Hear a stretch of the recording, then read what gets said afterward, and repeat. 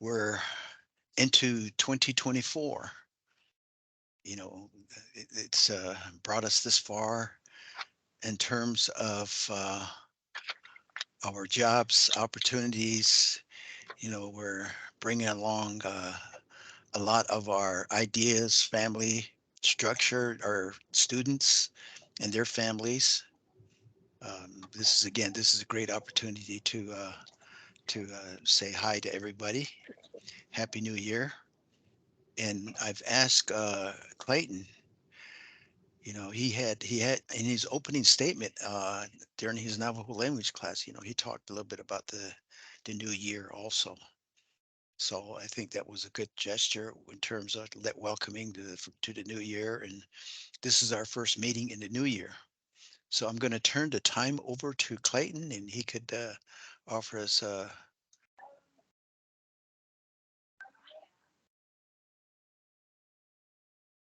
Your mic went off.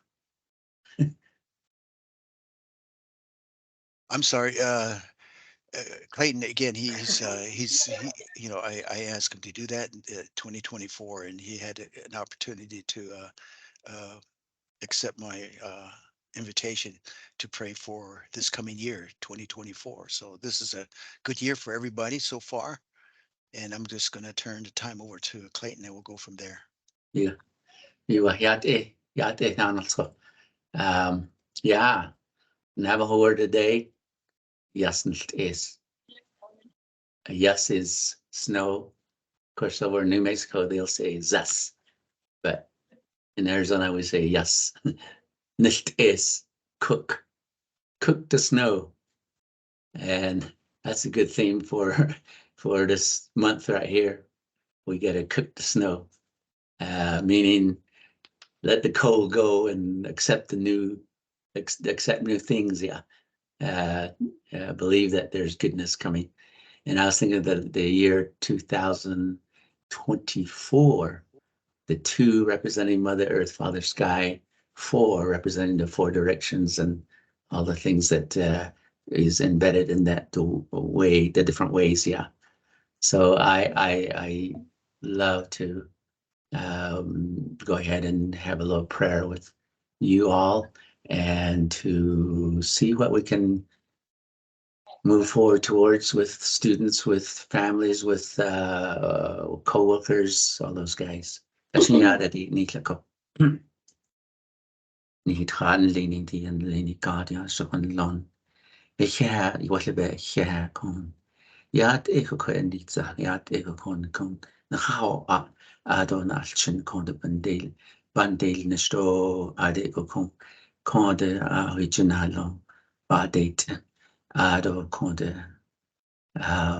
Thank you so much for blessing us with life, with beginning of life, with seeing things in the future, and to know that the best things that we desire to is embedded in us is one that we grew up with and one that we can help with, and then to learn new things to be able to share more and to be a better and inspiring person to the children and families that we deal with.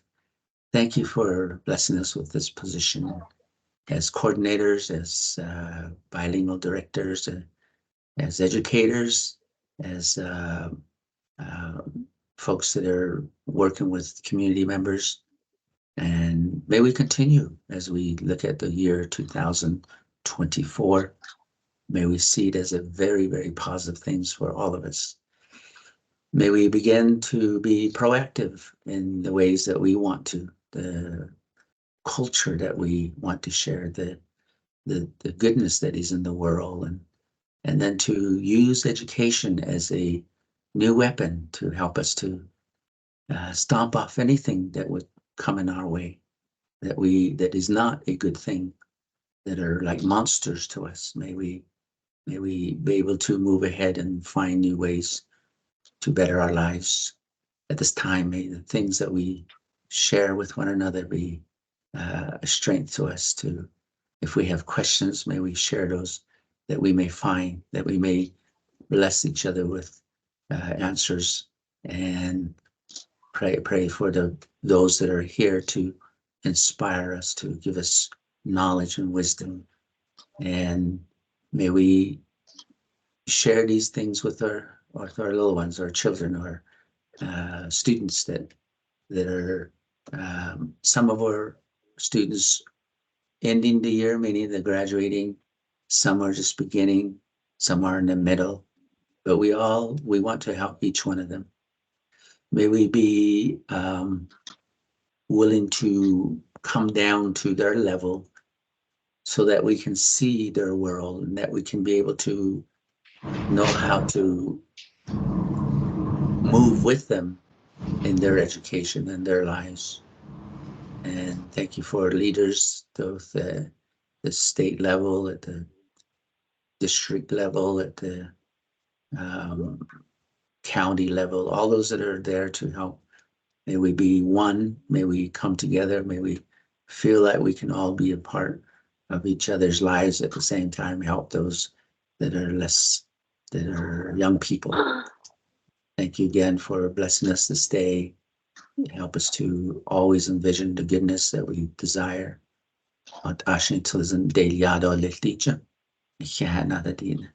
Yet Jesus Christ, Dadina. Amen. Yeah. Amen. Hey, thank you.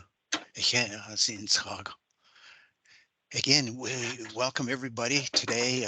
We do have our own professional development person. Destin is always good to see you, Destin. And we're going to follow the agenda this morning. So I'll give the time to Destin now. Okay. And I think he's here somewhere. I see his name.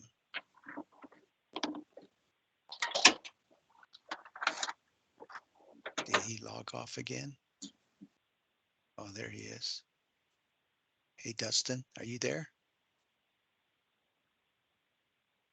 Maybe he's taking a break. Well, anyway, let me just open again with everybody showing up, and he's here.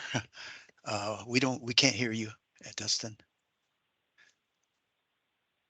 And while he's working his controls, again, I'd like to welcome everybody to our first meeting in 2024, and getting our mindset in terms of our spirituality. That was good for Clayton to give that offering, and then for us to go through the challenges that we have in the position that we occupy. I thank you for everybody's attendance, and I'll turn the time over to Dustin now. No, we can't hear you. Let me maybe if you log off. Wait, hold on. Let's see. Madeline, are you there? Yep, I'm still here. Give him the most current recent link. He's going to log off and log back on, and let's see if that works. Sounds good. Okay. So in the meantime, that's for me, that's a good thing. So I see Rebecca. Rebecca, you want to make your small announcement? The one you, I know that these guys are going to miss you. Let's do that before Dustin comes back. Thank you. I'm happy to join you all. I look forward to these get-togethers. I don't see them as meetings. I see them as gatherings, educational opportunities. I really enjoy this. So first I wanted to let you know that. But yes, I have put in my retirement notice, and my last day at Grant School District will be on July 31. So I'll work through the summer and get through my summer programs and make sure that I can help the refugees and Native students up until July 31st. And I will retire after 33 years with the Granite School District. I just had to read the signs of the universe, and I think that they were telling me it's time to live. Not that I haven't been living, but spending time with my 83-year-old mother and raising my middle school aged adopted children. And just being able to be more involved in their schooling and their education and their community councils. and their PTAs. And I just want to get more involved in that perspective again, as a parent, as a community member, and not so much as a district leader. I think that the parents' voices need to be heard. And I think that I could be hopefully a good proponent of parents and their rights and being able to get what our kids need. So yes, I am retiring. It's been great working with all of you. Well, congratulations. I think congratulations in order, you know, the 43 years plus and still going strong. 33 years, I'm sorry. I aged you 10 years. All right, now let's see if we got Dustin back now.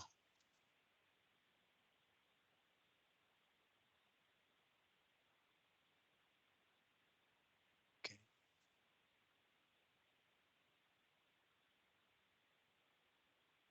So it looks like it's something on the computer.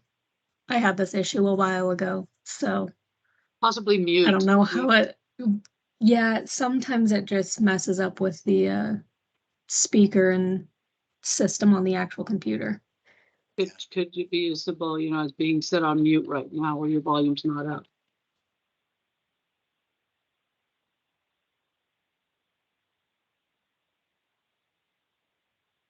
And if anything, Justin, maybe you could join from your phone.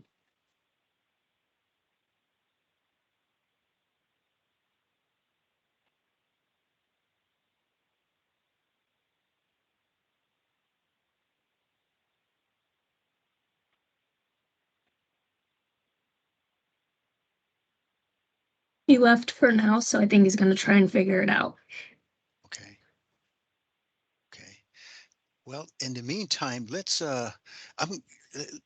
Clayton, can you talk a little bit about we'll bring you up from the updates to current right now while Dustin gets All right. his Okay. Yeah. Go ahead. So I'll talk about those three things. And Okay. the other day I was listening to an elder and he was talking about the word shita. Shita. A lot of times we say that's the father, that's the head. But he was saying there's no one can hear me? that. Oh, maybe that's him right there. Okay. Okay. Can you We hear can me? hear you, Dusty. Yes, Yeah, we can hear you. All right. Hey. I'm sorry about that. We can turn the timeout back to him. Okay. Let's try again. All right. I apologize for that. I had to hit a bunch of buttons. Let me share my screen real quick and see if I can. Can you see my screen at all? Yes, we can. All right. Hey, so I'm going to talk a little bit about something today that I think we bring up a lot, but we don't really go into a lot of detail sometimes. And I found an article written by a man named Ward Churchill. Ward Churchill was the director for American Indian Studies for the University of Colorado for a lot of years, and then he wrote some really rough stuff right after 9/11. He basically said that everybody in the Twin Towers, they knew what they were involved in, and they got what was coming to them. And having said that, he got fired from the University of Colorado, but he still does write an awful lot in the areas of Indian studies, American Indian studies. And one book that he wrote, which is composed of about 5 different articles, was the one I'm pulling from. And the article that first chapter that he provides is called Genocide by Any Other Name. And he goes into how the word came about and how it became a part of our legal atmosphere here in the world. So let's move forward on that. Ludwig Wittgenstein. We must begin with the misrepresentation and transform it into what is true. That is, we must uncover the source of misrepresentation. Otherwise, hearing what is true won't help us. The truth cannot penetrate when something is taking its place, right? We need to move away from all the disguises, all the smoke and mirrors, and just really look at what is true, is what he's saying. sometimes when we look at genocide, the only thing we're really looking at is mass murder. And this article goes into a little deeper. It talks about how what genocide really is.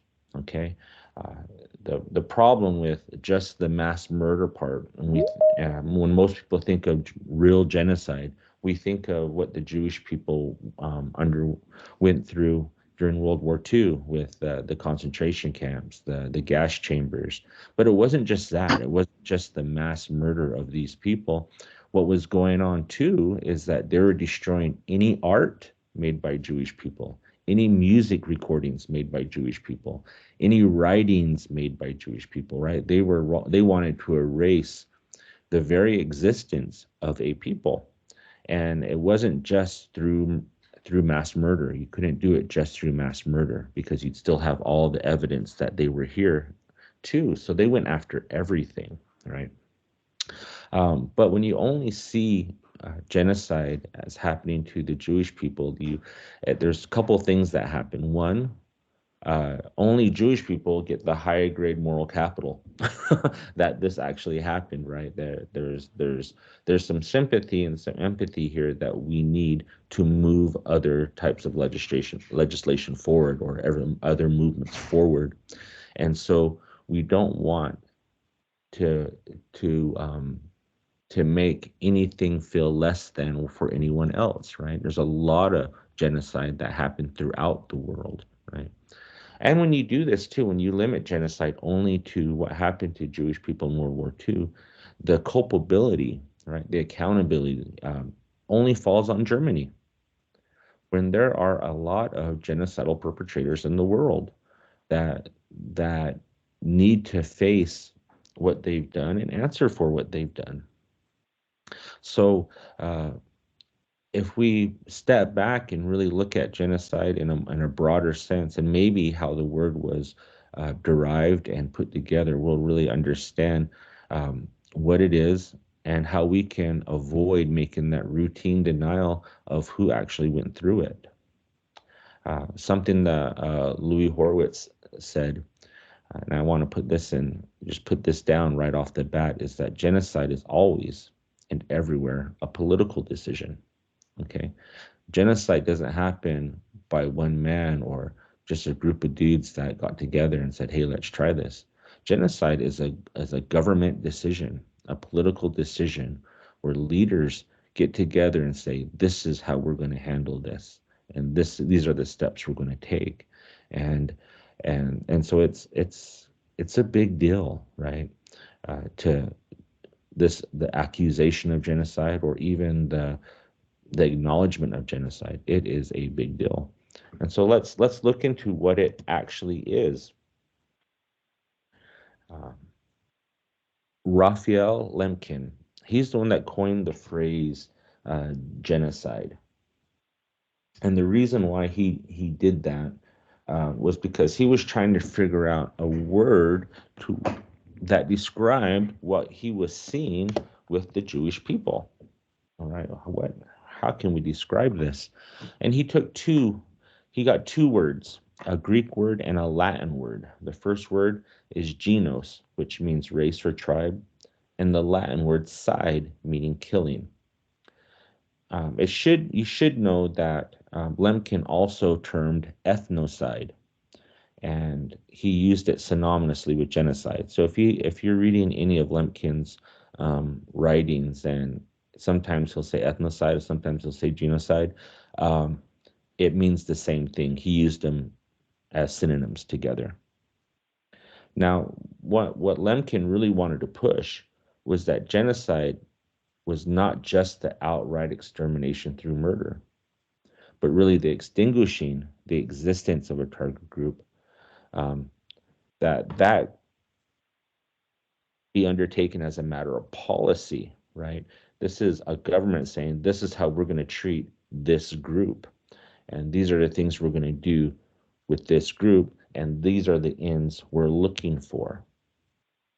Okay, Lemkin goes on to say that genocide has two phases. One, it's the destruction of the national pattern of their oppressed group. So you're looking at a group, you're looking at what makes them them and getting rid of it. And then part two comes in, phase two, is then the oppressor puts his national patterns on the oppressed, right? You need to adopt what I'm doing, or you're not going to do what you were doing for thousands of years anymore. You're going to do what we do. You're going to take on this identity that we have, right? So we have a genocide that's being defined as ordinary genocide by Lemkin, but what he does is he separates that from the mass killing. Okay, mass killing is straight up mean genocide, but there's an ordinary genocide he talks about that people don't ordinarily consider. And one is just the denationalization of a group, right? You're telling them that how they identify isn't good enough, isn't right, isn't proper. And then on top of that, you're going after their biological structure. What we saw in Europe was certain people were denied the opportunity to marry each other. There were these they were forced to marry outside of their people, right? So they can. So in this case, like Polish people were made to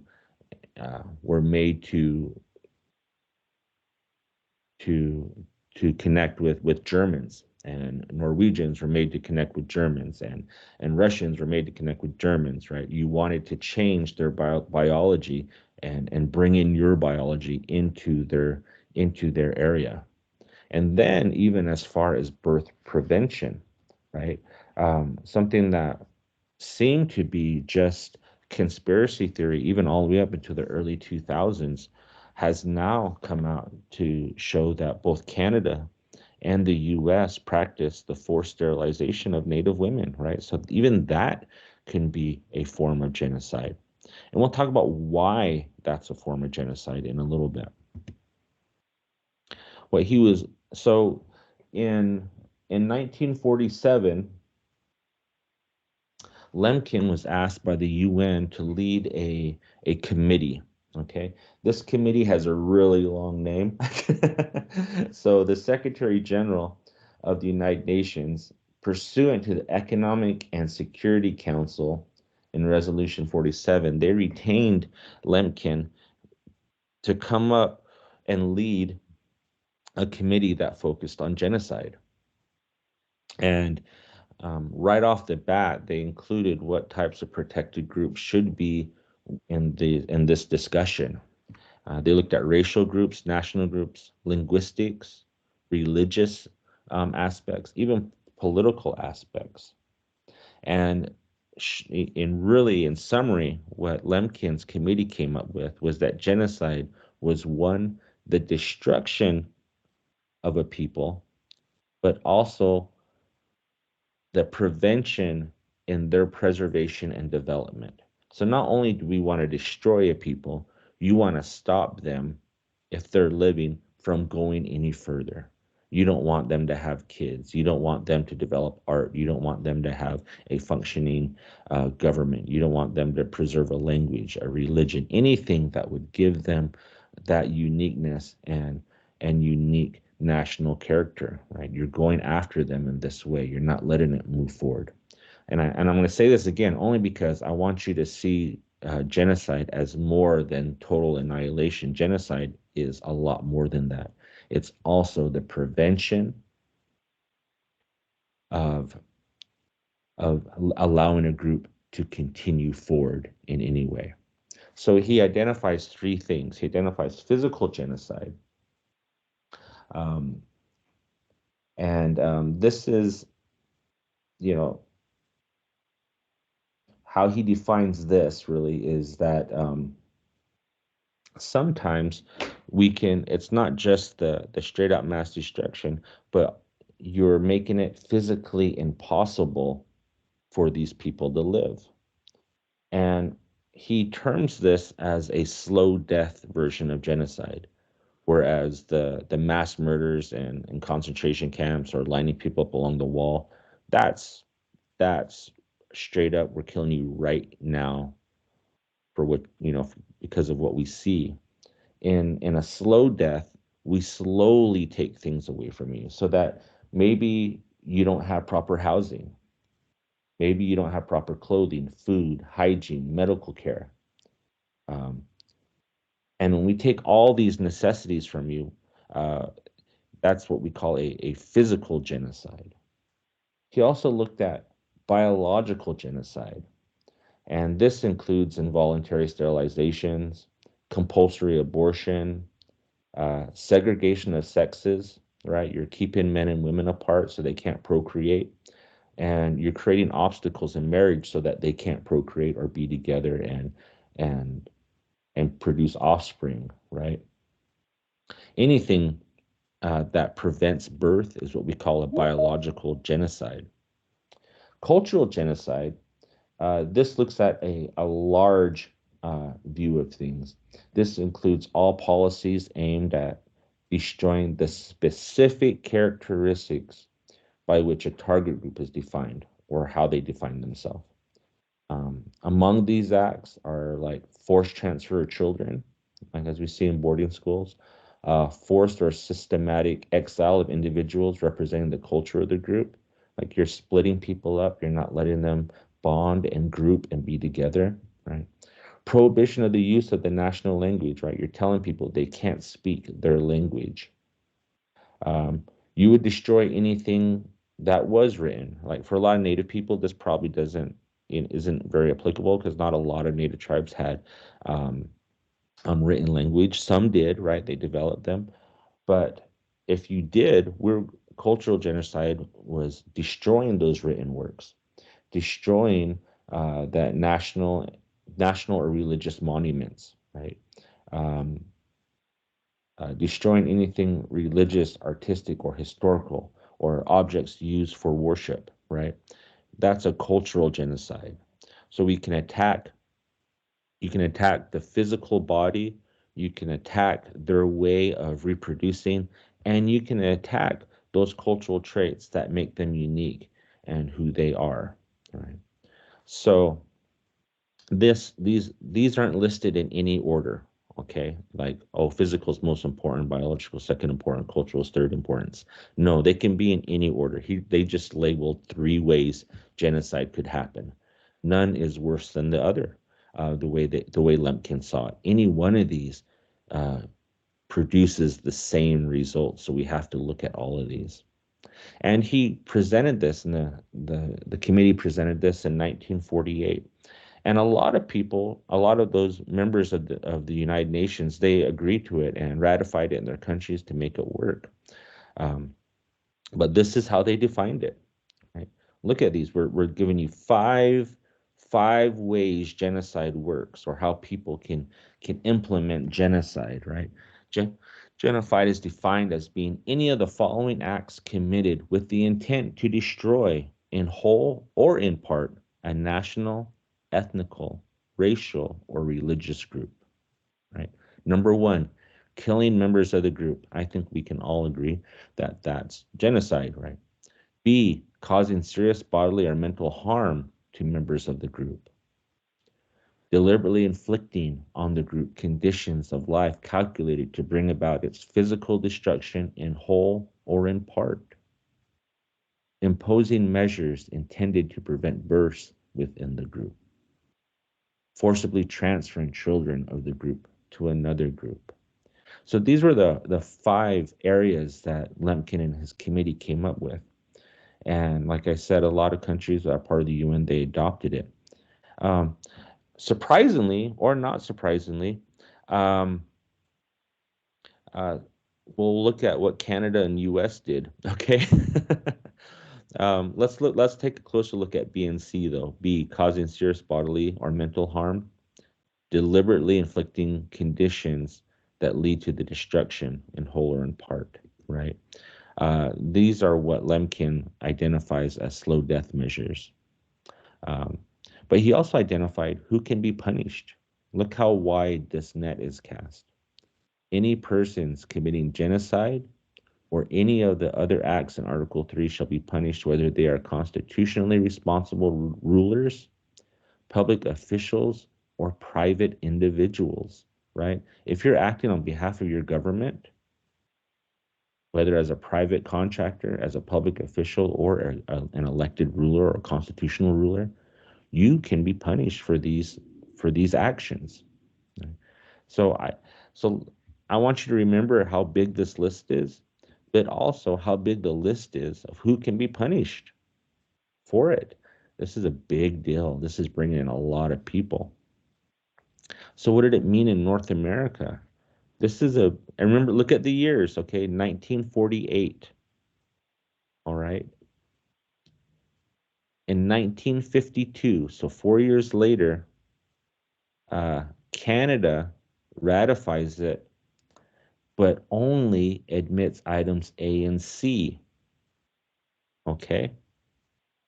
Let's look at A and C. Killing members of a group and deliberately inflicting on the group conditions of life calculated to bring about its physical destruction, whole and in part. They're leaving off serious bodily or mental harm. They're leaving off the prevention of births, and they're leaving off the forcible transfer of children. Why? Why is Canada leaving all those things off? One, because in 1952, Canada is still doing some of those, right? What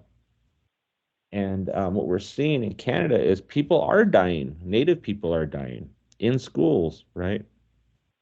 They're receiving bodily and mental harm while in boarding schools. There are things going on in Canada, but Canada feels pretty good that you can't really prove C, so they'll allow that to be a part of it. But look at this, the imposing measures intended to prevent births. Canada's federal government was actively involved in sterilizing Native women at this time, all the way until the 70s. And forcibly transferring children of the group to another group, right? You're moving these kids from their homes to boarding schools. And so Canada, they're really picky about how many of the 5 types of genocide that they're willing to ratify and make part of their governing laws. And America didn't do any better. The US didn't ratify the law of genocide until 1988, 40 years after Lemkin and his committee came up with that definition. And on top of that, they wouldn't ratify it unless it included what they call a sovereignty package. And what this does is it sets the US Constitution at a level above that of international law. And what it does is it renders the United States as self-exempting from compliance. So long as the U.S. Carries a sovereignty package, it can exempt itself from any UN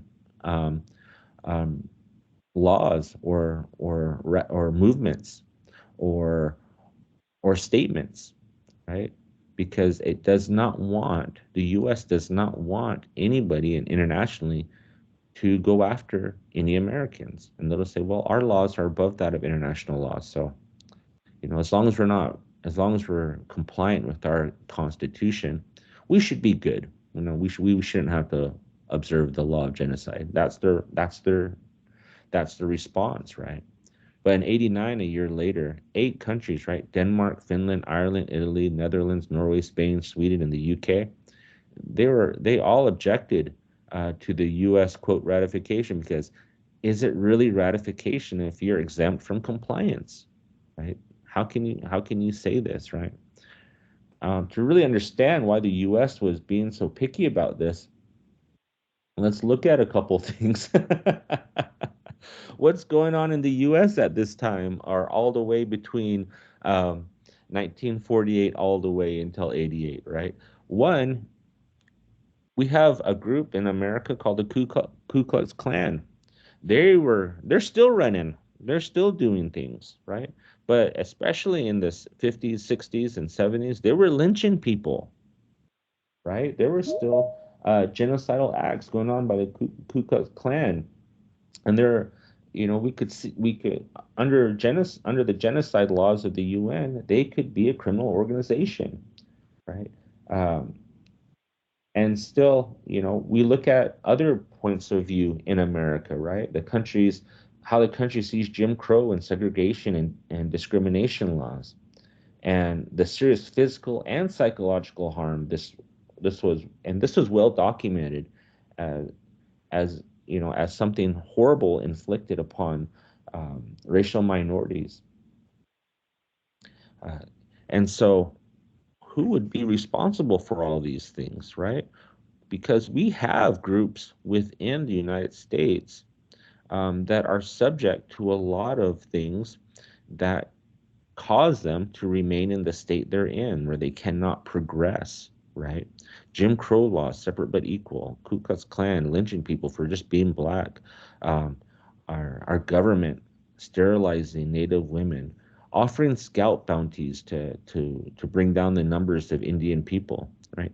Indian extermination orders, those are really common. Shoot, we had one in Utah, right? Governor of Utah placed an extermination order. Well, it wasn't really the governor at the time. That was 6 months before Utah became a state. The territorial government run by Brigham Young, they issued an Indian extermination order, right? So there's a reason why the U.S. got really picky about how they were going to ratify and how they ratified. They're protecting themselves, and they put themselves in a position where they can't be held responsible for genocide of Indian people. Let's look at America really close, right? Let's look at the boarding school programs and how they contributed to the extinction of or the genocide of Indian people. What do we know about boarding schools? What we know about boarding schools is that kids died there. Some kids were beat to death. Some were starved to death, right? Some, we don't know. Maybe kids in boarding school, maybe some of them were subject to sterilization. We know these kids were moved from their homes to school, sometimes hundreds, sometimes thousands of miles away, and we straight up have the words of Richard Pratt, the director of Carlisle Indian School, right? He says, we need to kill the Indian and save the man. And he was very specific. And what I mean is, we need to destroy his culture. We need to destroy their language. We need to destroy their worshiping beliefs. And we need to save them from who they are culturally. So it's a straight up admission that we're committing in the very least, a cultural genocide on Native people. Look at land allotments during the allotment period, where we gave private ownership to Indian people. Why? Because for a long time, Native people held land in common, right? In communal states. No one really owned one tract of land. It was owned in whole by the people. And so the land allotment program, the General Allotment Act of 1887, the Dawes Act, whatever you want to call it, those made communal land private lands to instill this idea of not a tribe, but of a group of individuals. Look at kinship versus racial criteria on enrollment. Tribes used to just go through lineage. Who are you? Are you from here? Do you have relatives here? You're one of us. Now what's instituted is a blood quantum, right? We're making this a racial criteria on enrollment. And we're saying that, hey, you have to have this much blood, rather than, hey, who were you related to? Does that allow you to be a part of this tribe? Another thing is the destruction of Native religious beliefs or spiritual beliefs through the forced conversion through Christianity. Termination policies throughout the 1950s, where we straight up said as a government that that certain tribes were no longer political entities, that their citizens were no longer held the legal status of Indian, that they were only racially Indian, right?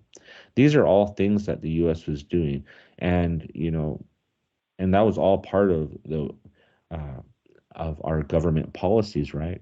Remember back at the beginning, Lemkin, what's being said is that genocide is a government political decision. This isn't some dude coming up with this. This is a government coming up with this. But look at the people in charge, right? Richard Pratt and the things he said. Look at Colonel Shivington. He was a rough guy. He was responsible for Sand Creek Massacre.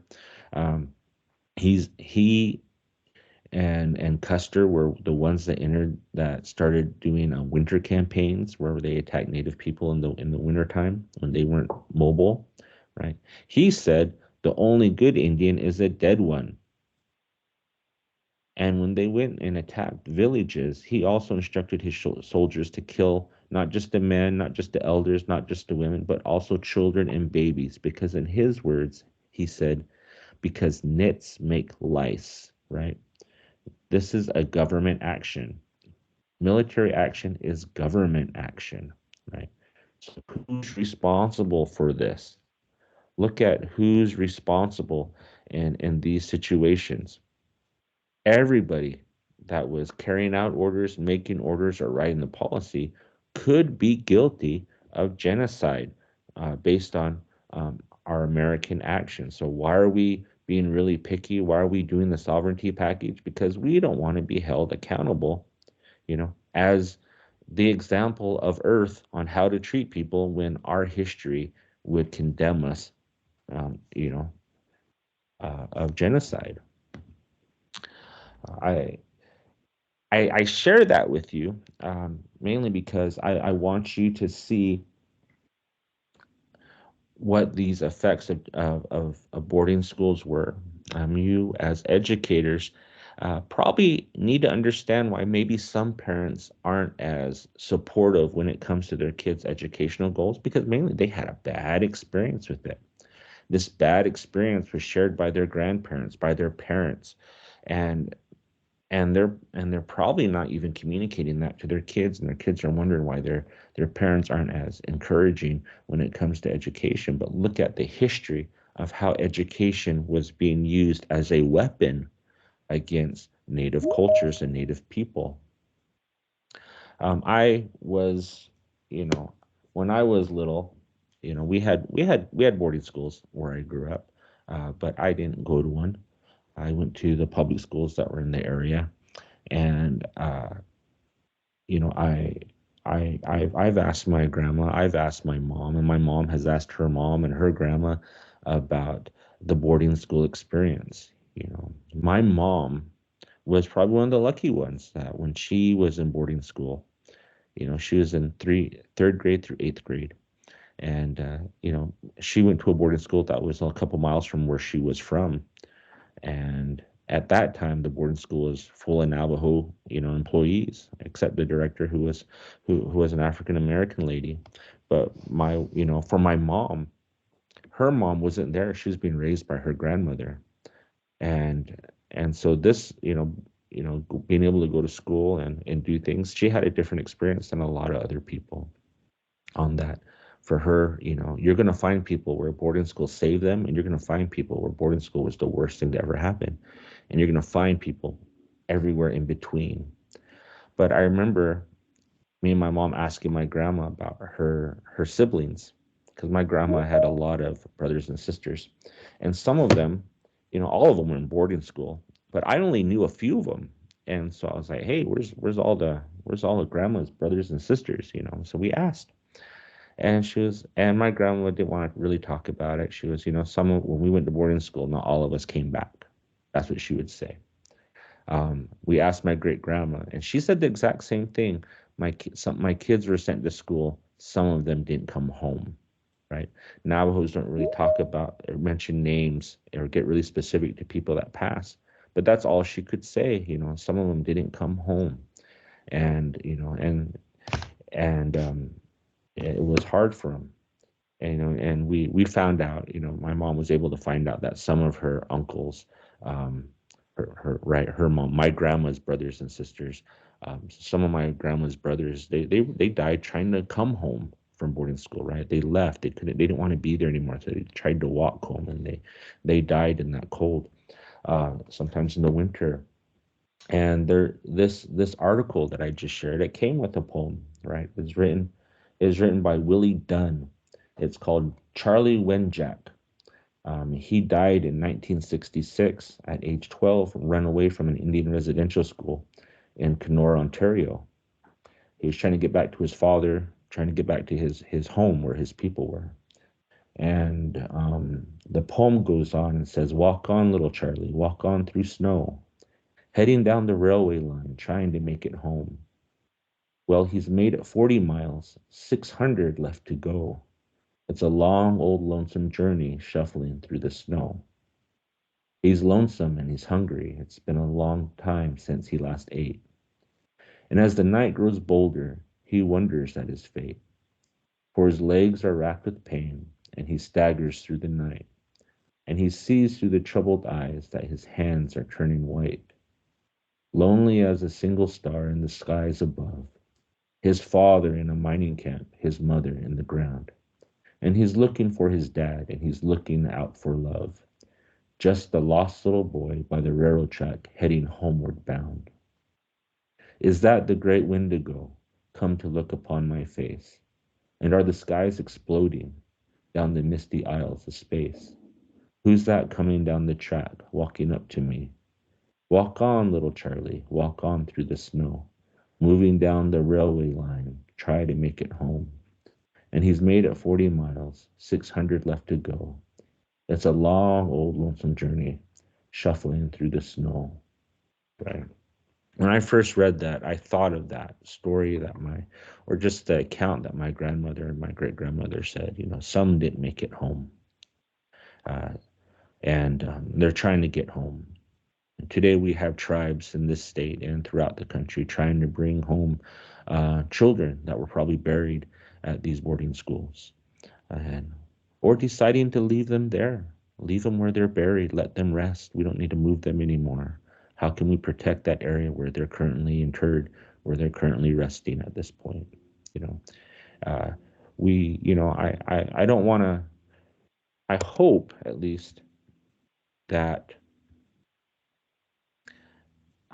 least that everyone has. I mean, I kind of pound boarding schools a lot, and it's probably been getting pounded a lot since since they started discovering remains in different areas um, in Canada and the U.S. and now even in Panguitch, right, where they found remains, and as a state, they're letting the Paiute tribes take lead on that. We don't want to rush it. We don't want to bring too much attention to it because the Paiute tribe, there's a reverence there for their people that are buried there, and they want to handle this in a way that's good for them, and we support that.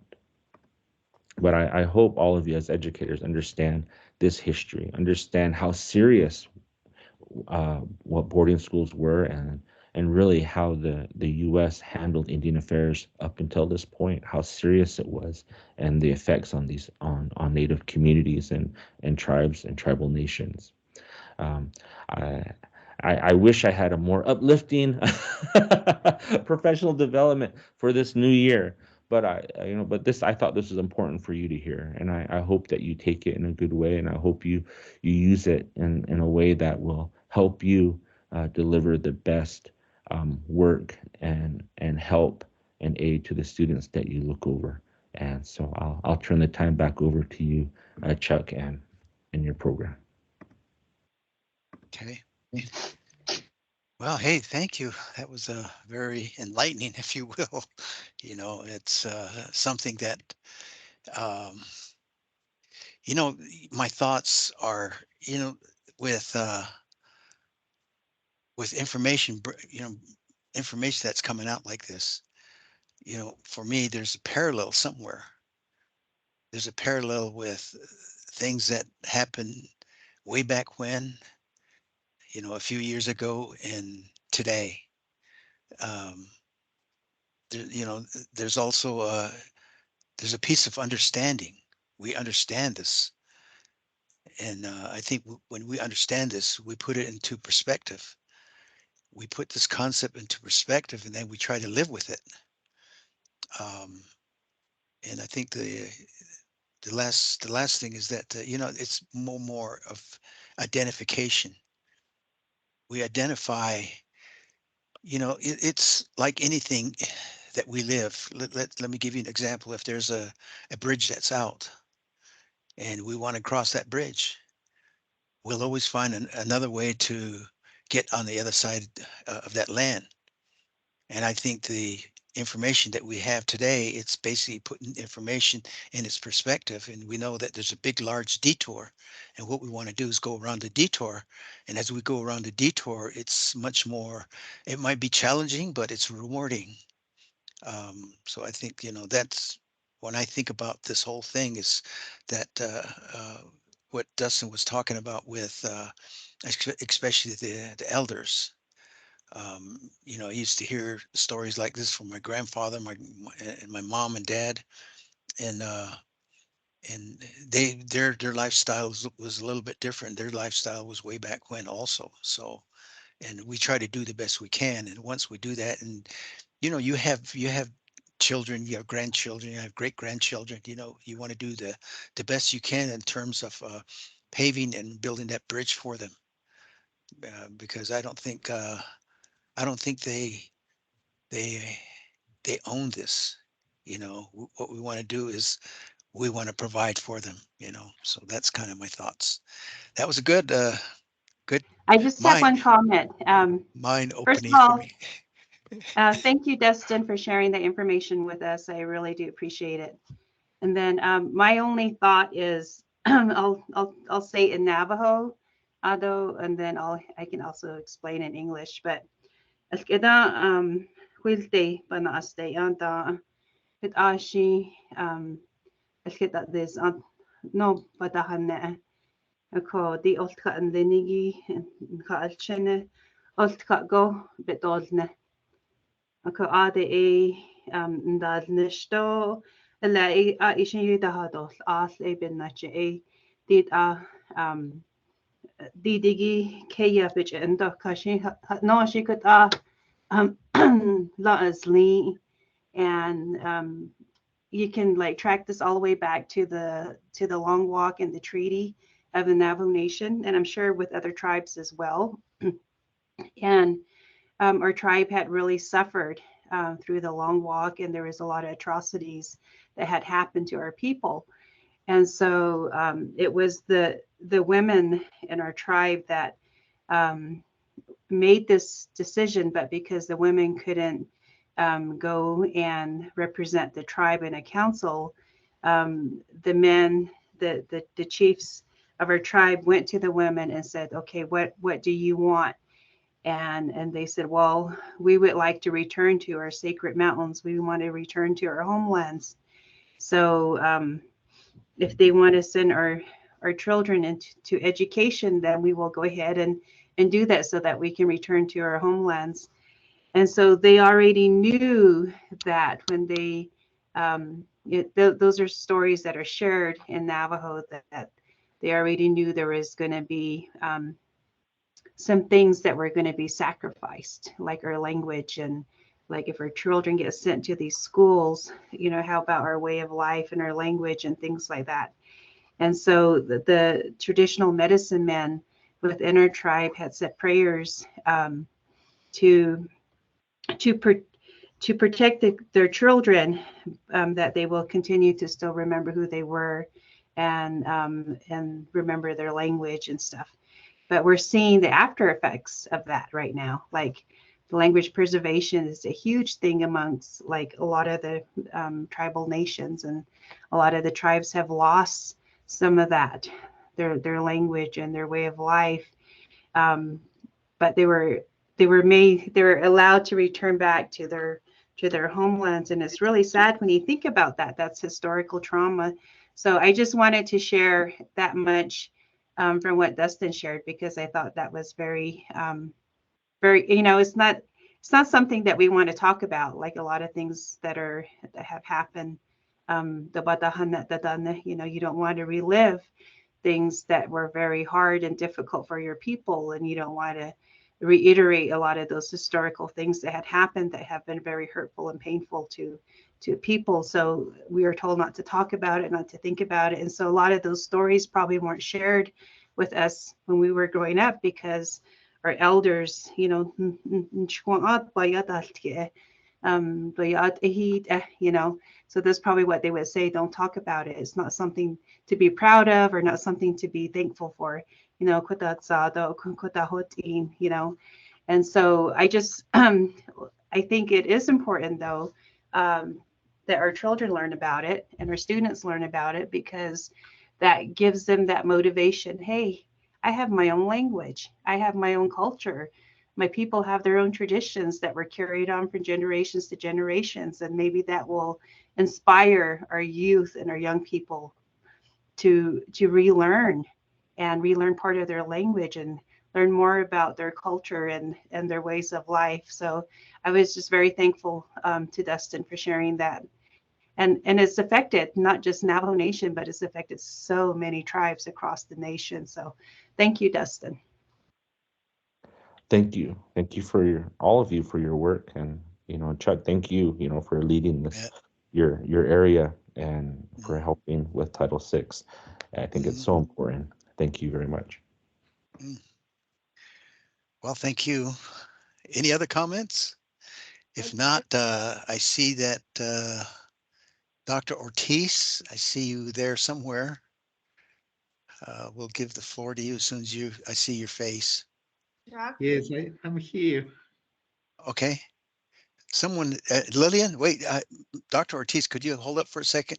I got Lillian, go ahead and your comment. Make a comment about what we've heard about, everybody's talking about the southern borders and what it's doing to our nation, that people coming across those borders are going to contaminate the blood in the United States. So that is really frightening.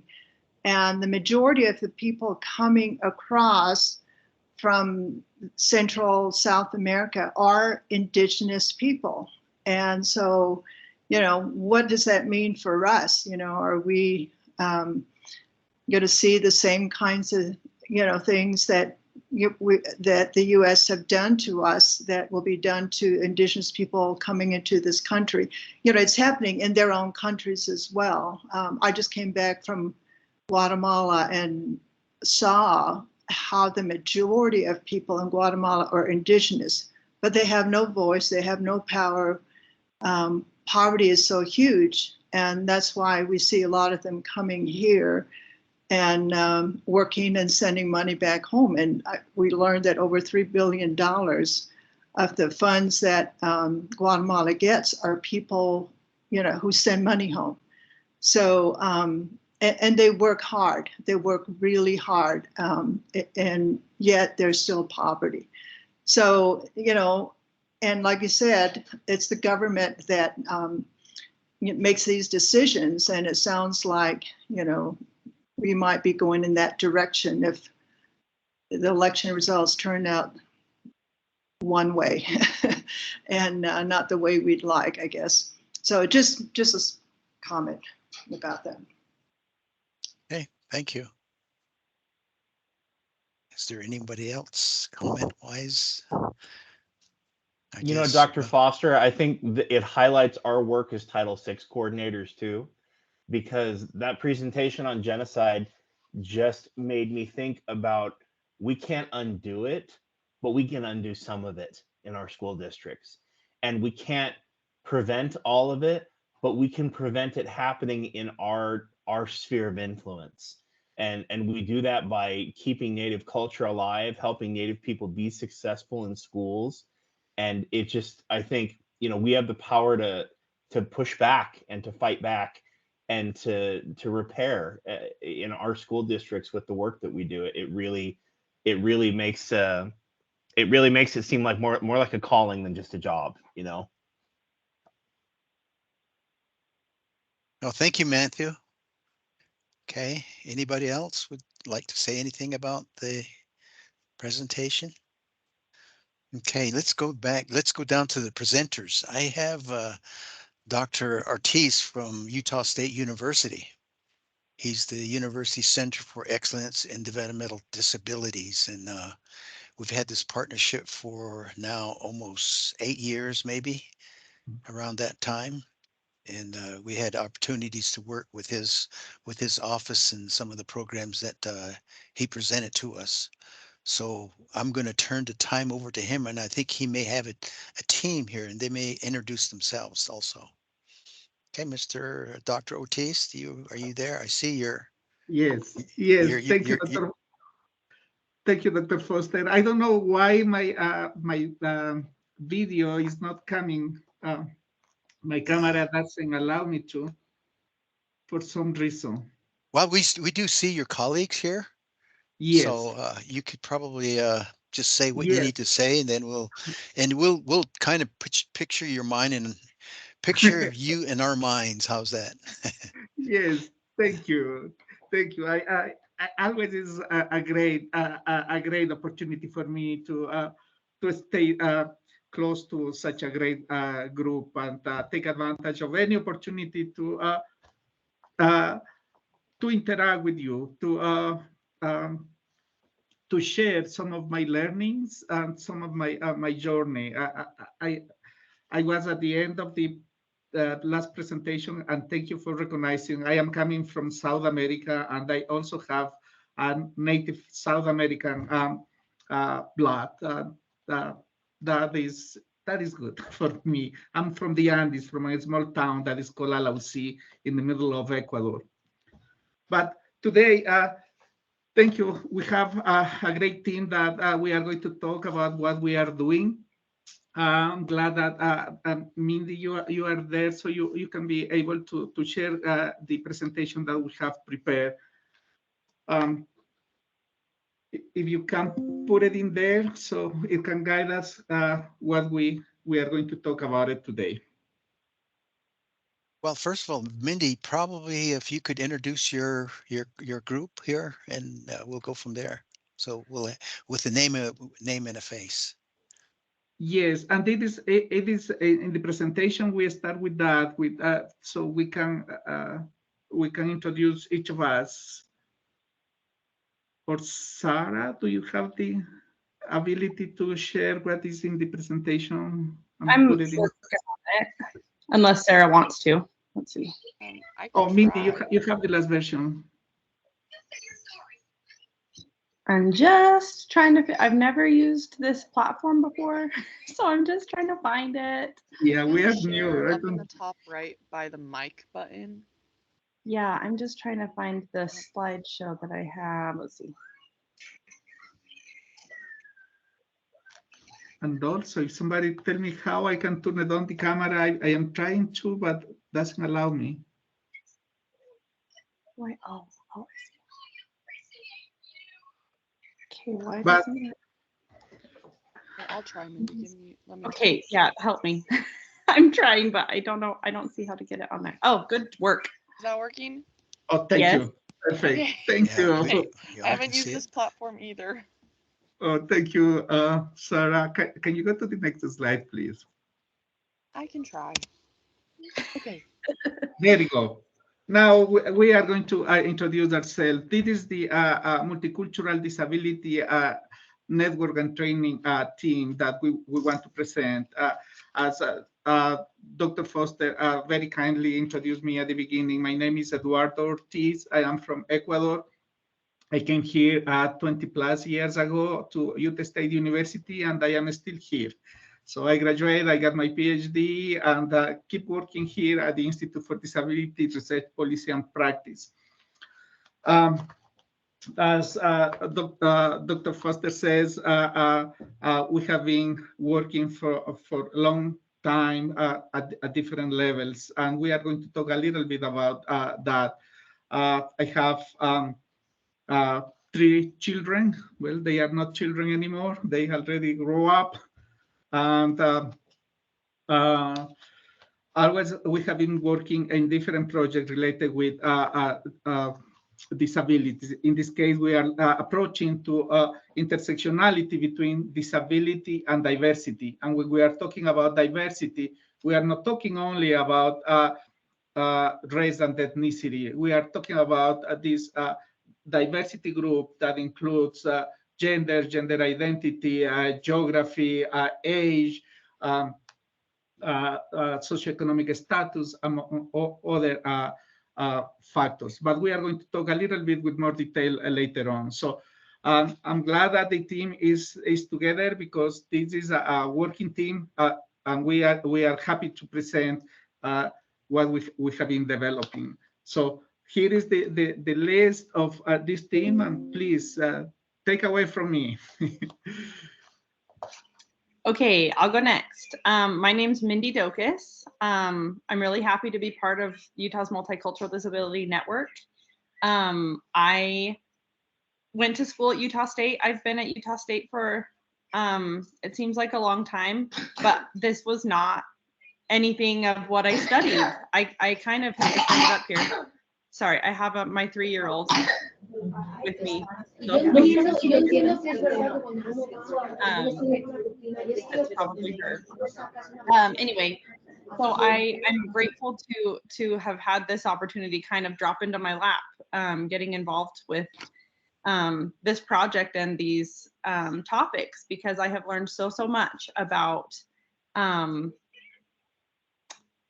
just our society and our life and opportunities, and how intersectionality really affects what is available to individuals as far as services, and obtaining, you know, access to what they need.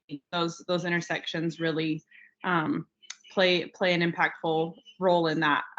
So I think it's really beneficial for us all to learn about that, and to learn how to be a more supportive society and society members. But I studied gerontology, so older people, which really has some to do with this, but not as much this specific project. So I'm really grateful to be here and to be learning and growing as a professional with this team.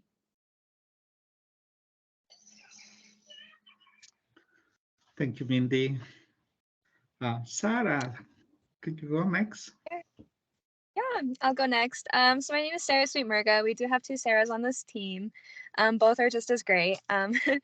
But I am the project coordinator. I'm actually a student at USU, but I also work with a MultiNet team, which has honestly been a wonderful experience. I've learned so much, and it's just been, like I said, just a great experience. The biggest thing that I like about this project is the broadness of it. And so it's not really just learning about one thing super in depth. It's just learning about a lot of different things and how they correlate with each other, specifically with disability and diversity, and just finding like a community within that. And learning how to be more supportive. And so it's honestly been a really great time. I'm also just going to talk about right now real quick, like what I do part of the team, because I won't be able to stay here for the full hour, sadly. But something that I am over is the community of practice meetings. These are held monthly. Community of practice meetings are mainly kind of like a discussion-based presentation. So we have a presenter come each month having a topic that relates to both disability and diversity. And it talks, and they have their topic, they present, and we just kind of discuss as a group of professionals. So it's a great way to not only learn more about these topics, but also just like find more connections within our community. And so it's a really great time to do that. We actually have one coming up too on the 29th, and that information will be shared later on. But something else that we're doing also this year is the newsletter. This is also just to kind of help foster that sense of community, as well as just like highlight any achievements that our team has made, as well as additional like community of practice meetings. And then also we're hoping to do webinars. So we're planning to do one in May and are making plans for that. But yeah, that's what I do. And so if you're interested in like presenting that has a topic about disability and diversity, or you're interested in like joining our network, just reach out to me. Thank you, Sarah. Sarah, Leike. Yeah, and along with what Sarah Sweet Murga had to say, I will be posting a link in chat at the end of our presentation that will allow you to join our email network, and then you'll receive all the information about those community practice events, upcoming webinars, and you'll receive our newsletter. So just a heads up, it'll be really easy. But my name is Sarah Baker. I have worked here at the Institute for Disability Research Policy and Practice for the last 2 years after graduating with my bachelor's in communication studies from Utah State. So we keep it local on this team, it feels like, here on campus. and I have a minor in linguistics, which kind of started to introduce me to some multicultural ideas while I was in school. And so this project has been a lot of fun to explore those ideas in a more professional sense. And I am essentially the administrative assistant on this project. So I am helping send in the emails and host all of the meetings and things like that. So you're always free to reach out to me as well as needed. But I think that's all I have, Eduardo. Should we move up forward? Yes, please. Before you go, can you go to the first page? Because I want to show the logo of our project. There you go. Thank you. So just as an introduction, I think that what we are looking at this intersectionality between diversity and disability, what the best that what the nature is telling us is a balancing act. You know, is a balancing, delicate point that, yeah, we can be strong even though you know, some parts are bigger than others. But that is the balance that we want to have: diversity and disability. Thank you, Sarah. Can you keep going, please? There you go. As Dr. Foster was saying, our collaboration with Title VI and you all is not new. We have been here for many different years. And some examples that I just want to mention is that this collaboration is coming back when we were doing webinars. We were very lucky to have Dr. Foster presenting at the national webinar that we were organizing about disability and Native American population. By the way, it's a very popular webinar that it is in YouTube, and it had a very large audience. In addition to Dr. Foster, Erica Fickling, who was a doctorate student at that time, also was sharing with us about this disability and Native American dissertation that she was working on. We also have interviews. I just saw Eileen Quintana. I saw you. We still have your interview that a few years ago for another project. You were sharing with us about your knowledge, about your life experience. And I think all this information that you are giving us or sharing with us is helping us to understand better and to work together and finding this balance work that I was saying at the beginning. In addition, we keep looking for additional collaboration points. Dr. Foster is part of the advisory board of our project. And we appreciate that volunteer time that you are giving us, and especially your knowledge, your insight, your kindness to understand better. Because yeah, we recognize that there is so much that we want to learn, but also so much that we can share from our learnings with the society and the communities that we are working on. In addition, we have helped to develop leadership among students who have been here at Utah State University. We have fellows who were part of those projects, and yeah, now they are professionals, and they are very thankful with the opportunities that we have had working together. And I hope that we have this approach to have responsive communication. So we are not only taking information, but we are sharing with you. We are giving back. We want to, that is a true partnership, a true collaboration, because yeah, we want to share what we have learned. So everything that you are doing with us, we give back as well. It's not only a one time, it's an ongoing, and that is what we are looking for. An ongoing, long partnership and relationship that we want to keep developing. Can you go to the next one, please? So for today, we have prepared some information related with why we decided to develop this project about this intersectionality between disability and diversity. because it is needed. As we are going to look at, there is so much disparities between these people who are in this intersectionality, disparities in many different ways, disparities in health, disparity in education outcomes, disparity in socioeconomic outcomes. So there are disparities, and that is what somehow we can help to close this gap or decrease this gap. But also I want to start showing some information about the demographic change. What is happening now? Diversity is increasing and increasing in this country, and we need to be aware, and somehow we need to understand what is happening. So we would like also to share some of this information. As you can see there, I'm going to start very broad. This country has around 333 million population, but if we start disaggregating a little bit, because we can disaggregate even with more detail, but just a little bit, as you can see there, there are 135 million people who are non-Hispanic white. 135 million is a very large number. So a lot of things happening.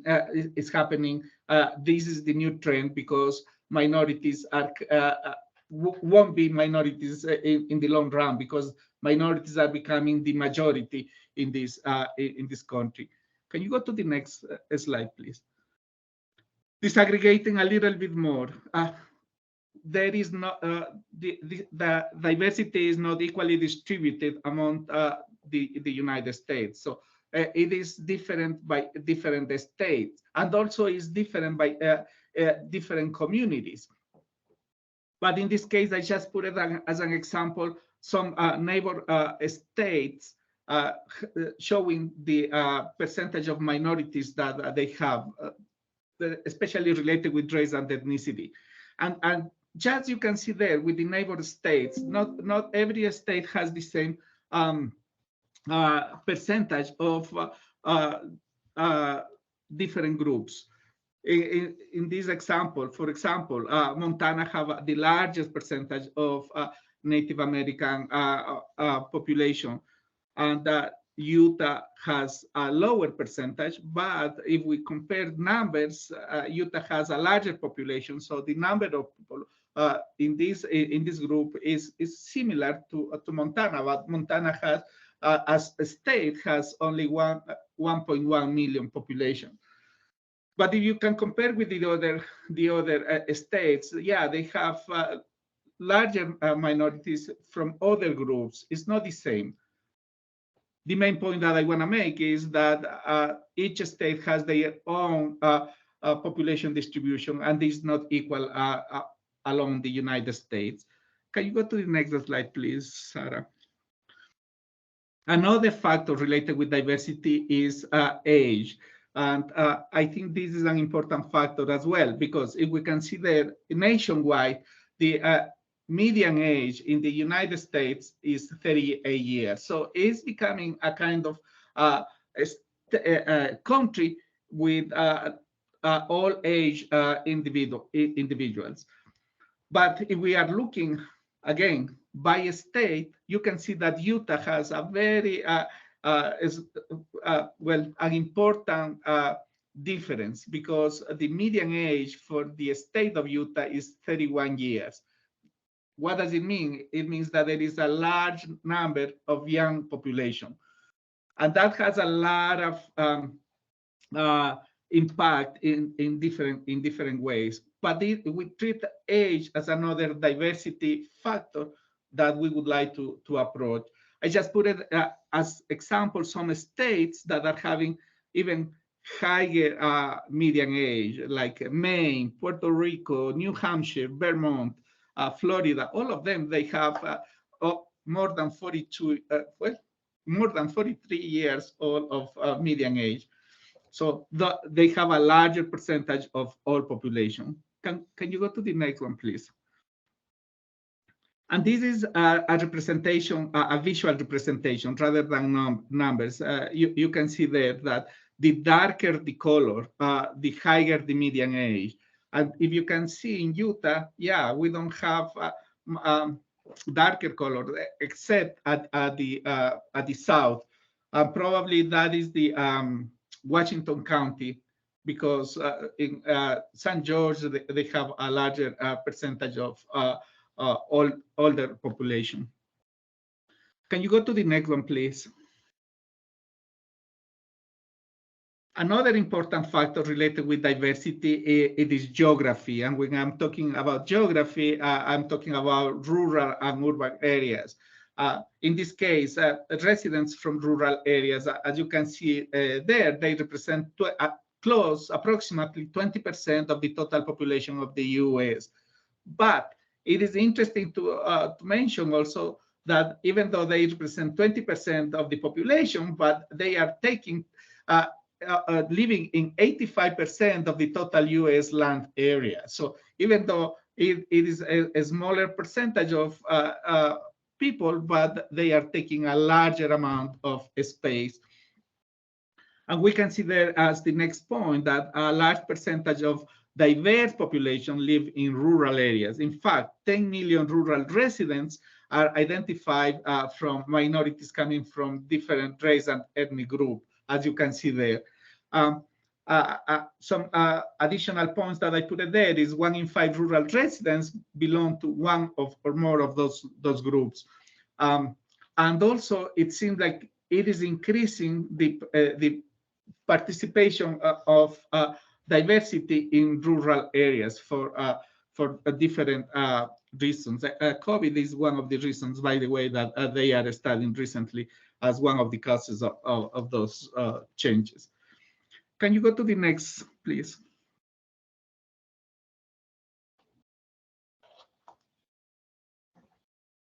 Thank you. And now we can see some disparities between people who live in rural areas. As you can see there, people who live in rural areas, in general, they are older, poorer, more likely to have some health issues like overweight or obese, and they are sicker. Rural residents also have higher injury rates, higher smoking rates, higher rates of uninsurance, higher rates of suicide, higher rates of opioid misuse. As you can see, there are important health challenges and some disparities if we compare with other, in this case, with the urban counterpart. Can you go to the next one, please? Another important indicator related with people who are living in rural areas is the life expectancy are lower. As you can see there, there are almost 3 years difference because people who live in rural areas are having 76.7 years. And also they have some important difference in other health indicators. Can you go to the next one, please?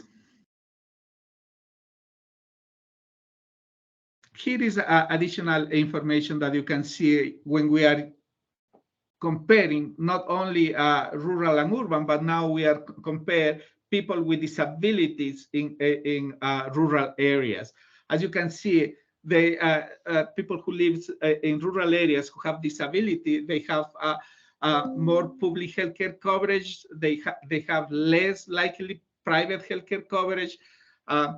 They are likely to be employed, less likely to be employed. So disability living in rural areas don't have as much employment opportunities as in urban areas.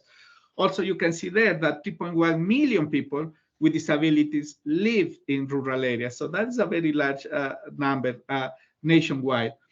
And the more the rural, the higher the percentage of disabilities. So that's an example there that rural areas with micro areas is places where they have 10,000 or less. And metro areas are, of course, people who has 50,000 population or more. And rural areas are the ones who have the less number of people in those towns. Can you go to the next one, please? this is another diversity factor that I want to share with you today. And actually, this is interesting and might be important, especially because of the audience. You are working at the school age. And you can see there that the trends in LGBT identification by generations is different. It's changing very dramatically. You can see there that the older generations, like the generation, the baby boomers, the traditionalists, even the Generation X, they have lower percentage of people who identify as part of the LGBTQ plus group. But the younger generations, like the Generation Z or the millennials, they have a very high increase identifying as part of this group. Look at there, it goes from less than 4% in the older generations to 21% in the case of the Generation Z. So that is I think an important factor to consider as part of the diversity when we are talking about. And of course, when I'm talking about each of those diversity factors, each of them have different challenges or different issues that they need to face. Can you go to the next one, please, Sarah? Here is an example. And this data is for Utah, so related with this group. And you can see there, in general, the younger populations, they are having a higher percentage who identify as part of this group. And you can see there that in Utah, 8.8 adults report that being part of this group. But if you look just at the adolescents, so teenagers, the percentage is much more higher. And what is interesting when you are combining this intersectionality, when you combine disability plus LGBTQ plus, you can see that a larger percentage, so a bigger number of people who are part of this group have disabilities, compared with people who are not part of this group. I'm just showing facts at this point. I'm not approaching explanations. I'm not approaching to potential causes, but I just showing facts that the percentage and the numbers are higher for this intersectionality. Can you go to the next, please? And now I just wanna, review the concept, why we are doing this, why is important? Because health equity is an important concept for everybody. And according to the CDC, health equity is achieved when every person, regardless of they are part of any group, but every person has the opportunity to attain his or her full health potential. And no one is disadvantaged. And as we were looking at, yeah, there are important differences. Some people seem like they are at disadvantage because we are finding those gaps, those differences. So in other words, health equity means that everyone has fair, non-discriminatory opportunities to live their healthiest life. Can we go to the next one? So, yeah, we have those health disparities. And we can see here, this is, I put just examples with some race and ethnic population difference here in Utah. And we can see there that some groups, like the Hispanic Latino or the Native American, are at disadvantage when we are looking at health disparities compared with the mainstream population. And you can see there, this is the first one is a study that was some years ago. It was 2017, but it was showing at that time that 27 health indicators, 27 are 26 were showing health disparities. So it's all the indicators but one were not showing health disparity. There is a new report in 2023 actually that I have in my other PowerPoint. In this just current report, we can see that there are some progress in few indicators, but in the majority of them, it is persistent. It continues, and very important indicators like life expectancy or child poverty or those factors that are related with health. So yeah, seems like there are some improvement, but still there are very important gaps that as a fact. Yes, a link is asking if you can show the first two slides. So Sarah, could you please go back?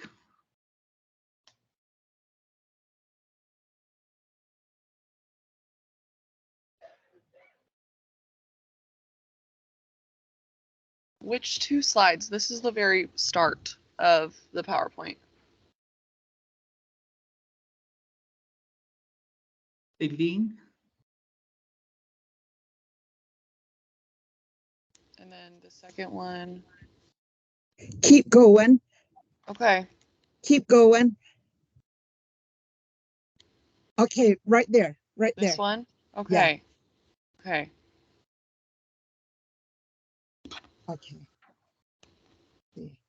And this data is current, is the most updated, and I took it from the census. So it's current data. All right. Okay, that will do it. Then did you want this one as well? Yes. Okay, I think.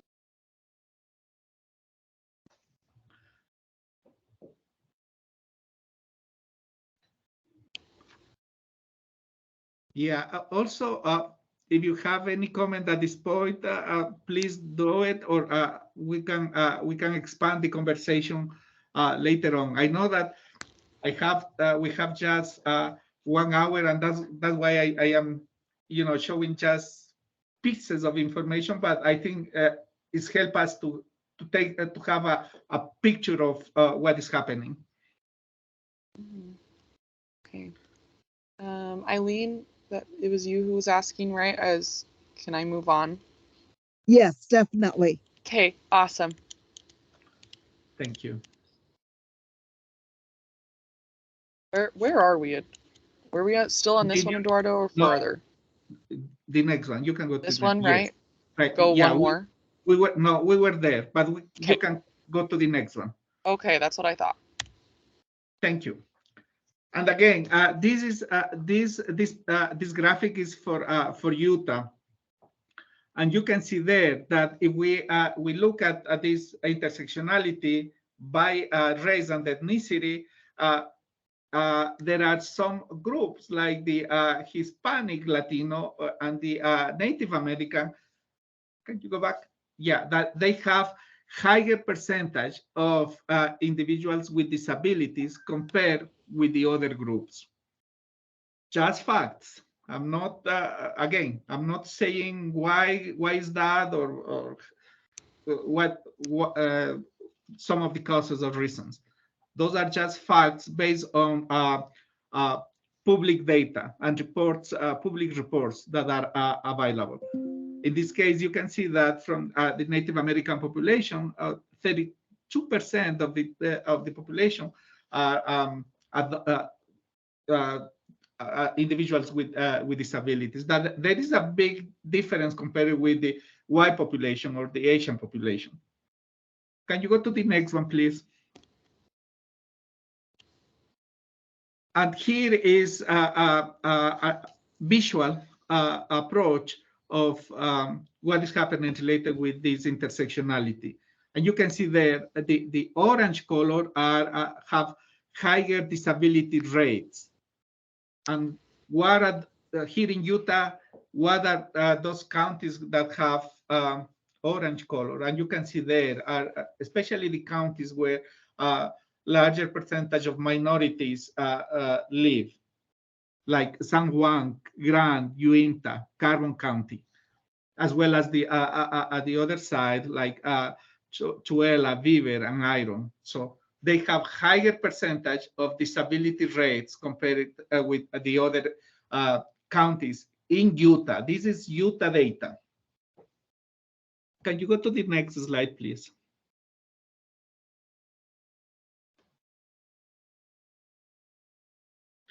And yeah, those disparities we can see that huge difference about different socioeconomic factors like income. If you compare income between people with disabilities and people without disabilities, big differences. As you can see there, people with disabilities, 1/3, 33% has less than 25,000 per year. That compared with 13%. So it's a much more larger percentage of people with disability who are poor. Can you go to the next one? Here are related with people with disabilities are more likely to report not receiving medical care due to the cost compared with people without disabilities. People without disabilities, 9% didn't receive medical care because of the cost. But look at the people with disabilities, 35% who have self-care disability, 35% who has independent living disability, 33% who are blind. So big difference. Why? Because the population with disability have more challenges related to pay for health cost. Can you go to the next one, please? This is another very important difference that I want to show you, and that is related with physical or mental health. If you look at people who think that have been depressed, and this is Utah data, by the way, this is Utah data, who has been depressed. Again, orange are people with disabilities. It is almost 1 of every 2 people with disability have been diagnosed with depressive disorder, compared with 17% for people without disabilities. And the same with other health indicators. So yeah, people with disabilities are in big disadvantage compared with their counterparts. Can you go to the next one, please? Oh, Dr. Foster, yeah, you have. Sorry, I didn't see the time. We can skip this because I want to talk a little bit about implicit bias as well as microaggressions. But can you go to the next one just to talk about the what we do?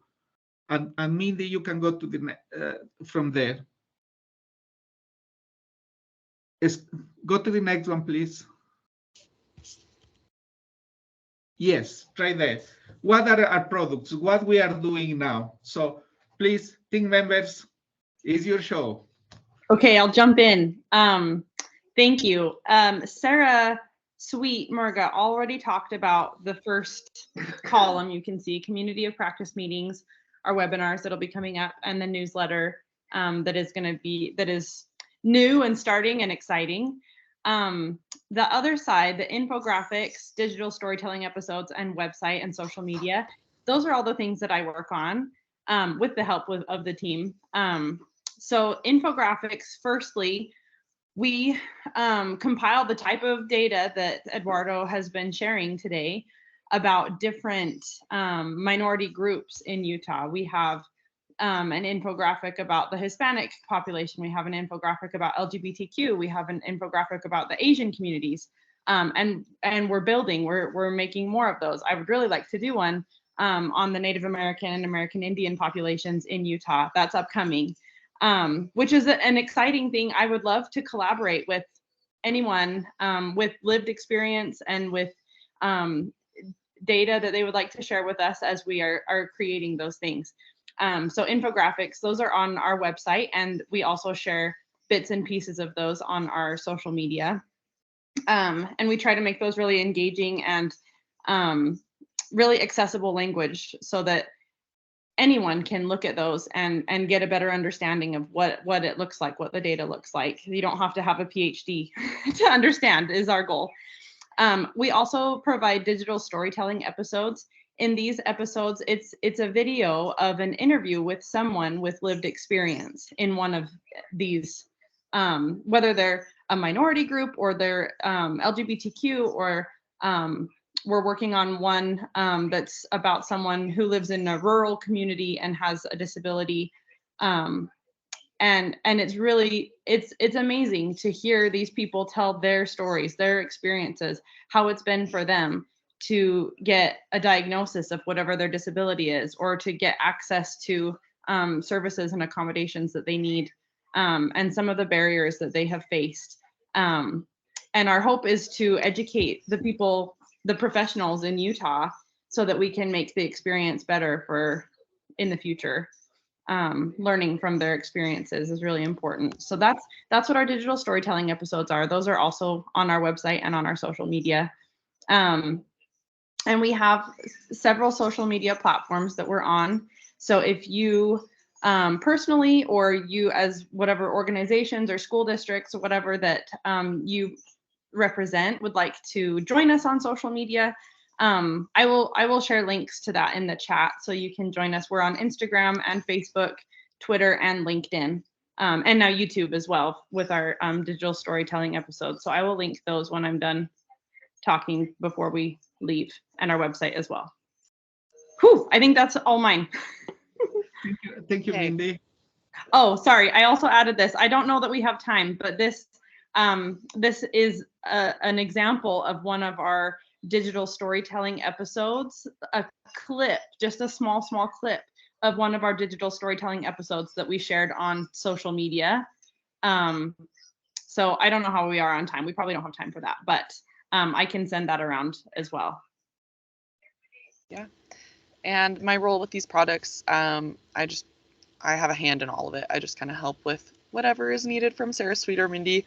And I do all the recordings of our community practice events, editing those, things like that. So super fun. Eduardo, I think that's back to you. Back to you, Eduardo. We don't have much time, so can you go to the next one? And the next one. Yes. So we have a lot of activities that we would like to do. We can at each of the school districts that you are at, if you want us to go, we can go there, and we can customize some of the information that we are talking about, this intersectionality. Please let us know. We'll be more than happy to work with you. And one example of this community of practice that is coming, it is for this Friday, January 28th. And we are going to talk about mental health. Those community of practice are free, and always is an opportunity to, again, to work and learn together. I know my time is up, Dr. Foster. Unless you want us to expand, I will be more than happy. But again, for me, it's very. I am happy. I feel part of this community, and thank you for inviting us. Oh, hey, thank you and your team. That's a lot of good information. And for those people who are pursuing your doctorate degree, this is a very good place to start. They give you a lot of statistics and a lot of background on that. I think the background that you gave is a lot. I know that. Let me just ask one question where, some of the ethnic groups, sometimes they really don't want their interviews to be used in the statistics. So how do you guys cope with that? Well, related with the interviews, we have just a specific. Just something in general. Sometimes that that like with the census, yearly or every 10 years, Yes. You know, they come by to the neighborhood and they ask you about the background that you're from and blah, blah, blah. How many in your family, you know, how many are primary kids, how many are middle school, high school, grandmas, grandpas, extended family, you know, they want all that information. Now, some of that information for some families, they don't want to give that out. So how do you guys adjust to that when that happens, or does it ever happen? That's my last question. Yeah, that is one of the challenge related with data, because census the census is huge, and they are doing the best they can, because many decisions are taken based on the numbers that the census is giving us. Uh, the professionals who are developing the census, they feel confident in the work that they are doing, because the census is every 10 years, but every year they have the American Community Survey, that they are having a subsample that help us to project what is happening within those 10 years. So yeah, I think that there are challenges, and if it is not very accurate, but it is an estimate. But remember that many decisions from the government, many decisions from the state are given based on those numbers. So if those people are not counted, we are at disadvantage, because many uh,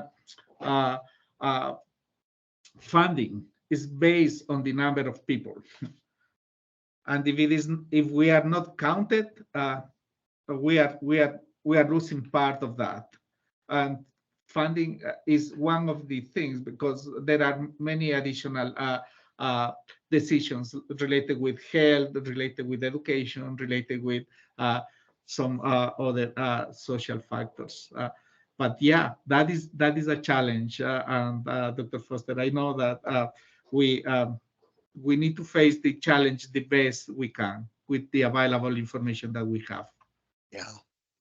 Yeah, I think that's that voice there was familiar with all our Title VI programs. So again, Dr. Ortiz, thank you for your presentation and your team. And we'll continue this partnership and we'll go from there. Thank you. Thank you very Yeah. much. Thank you for having us. You bet. The next presenter is Elizabeth Morales from the University of Utah, the Pathfinder or Path Maker programs manager with the Huntsman Cancer Institute. I saw her name in here. Are you there, Elizabeth, and your team? Hi, Dr. Foster. Yes, I am. Okay. Hello, Okay. everybody. Me. Like Dr. Foster said, my name is Elizabeth Morales, and I'm with the Pathmaker Scholars Program and Bridge. I asked if I could please join in on this meeting to share our wonderful opportunity. The Pathmaker Scholars application is now open, and it will be closing on February 12th. A little bit about our program. We are a summer internship program that is hosted at the Huntsman Cancer Institute, as well as the University of Utah. We accept 12 to 13 students each year for an internship program. We place those 12 students in a PI cancer research lab. So this opportunity is for students who are interested in cancer research, just healthcare in general, and those that want to maybe go off and do medical school. And so the point of our program is to place these students in these PI labs and for them to have hands-on learning. And this is a 2-year program, so students will join this year and then the following year. This is an opportunity for students to work in a lab from 35 to 40 hours. We are a fully funded program, and when I say that, I mean this internship is paid. We pay the students for the hours that they're working in the lab, as well as provide them with housing. We also provide them with a meal plan and anything that they may need during those 10 weeks with us. The program starts on May 20, let me double check. It starts on May 27th and ends on August 2nd. We accept high school juniors and seniors, as well as freshmen all the way up to junior year in undergraduate degrees. I'm trying to think if I'm missing anything else. We really strive for these students to feel prepared when going through and applying for medical school or a research program for graduate school, anything like that.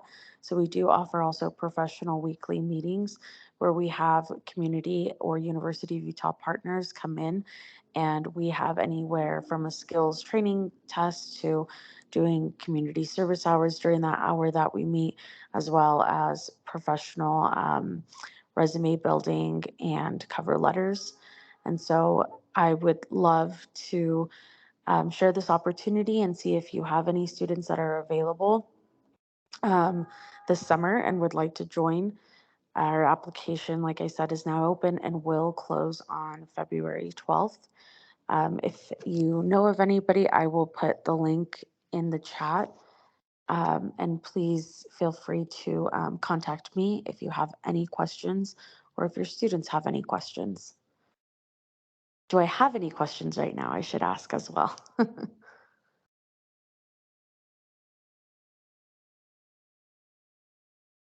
No?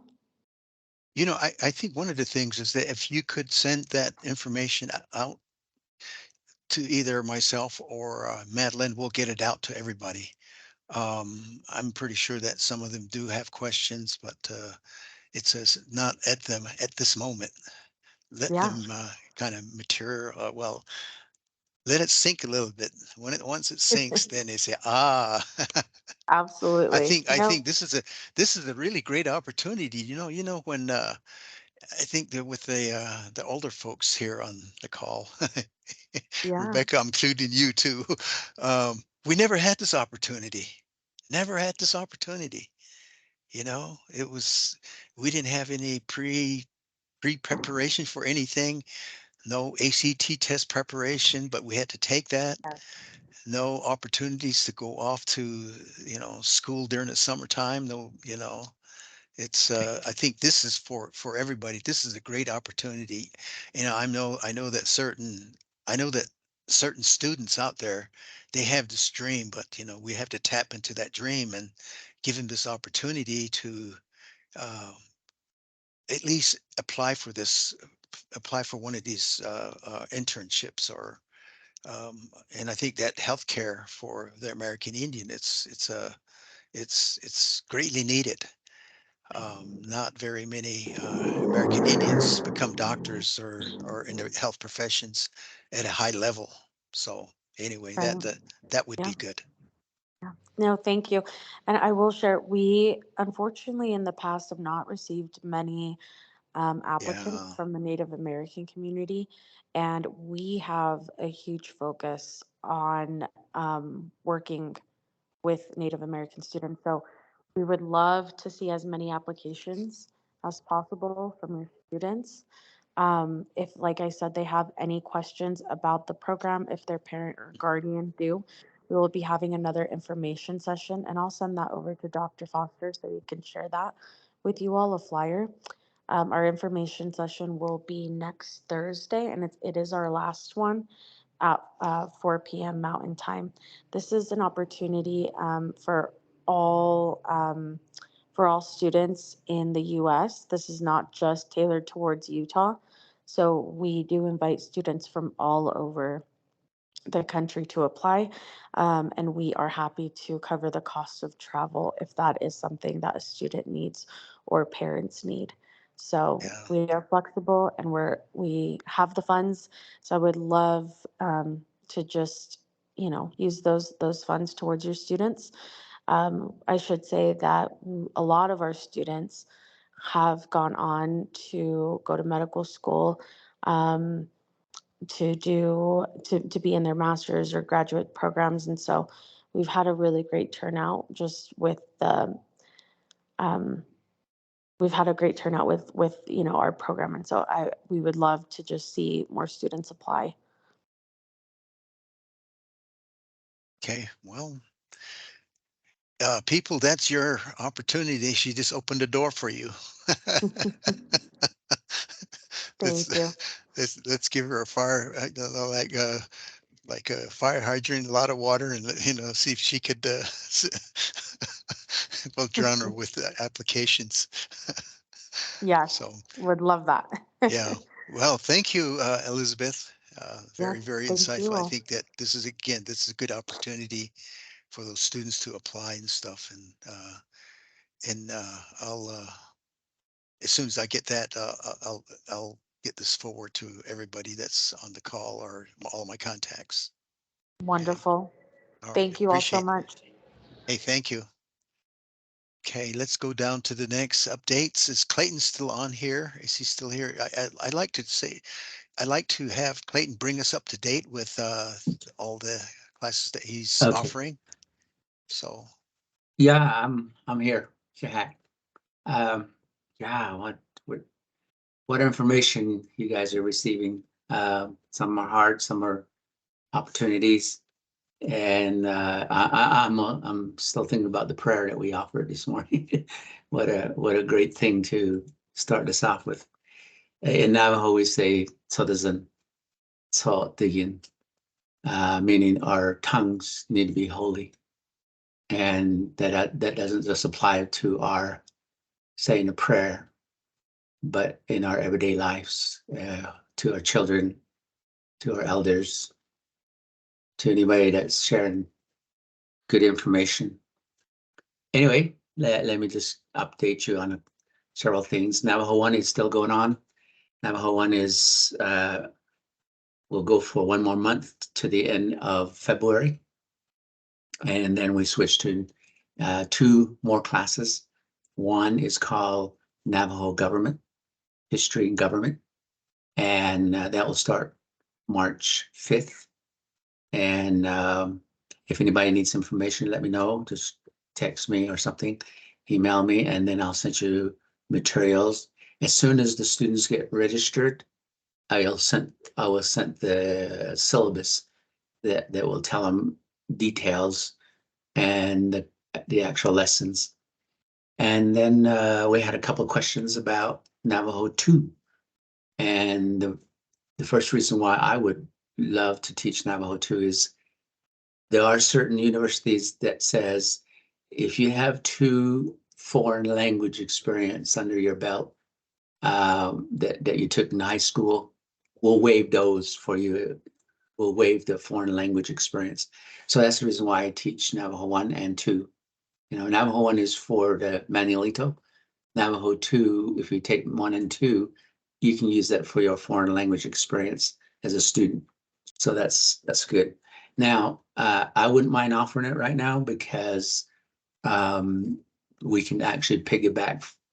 I can teach the Tuesday Navajo governments class from 4 till 5 or 5:45 or 5:30. I mean 5:30, and then at 5:30 we can add the Navajo 2, and these both will go every week, once a week, every Tuesday, all the way till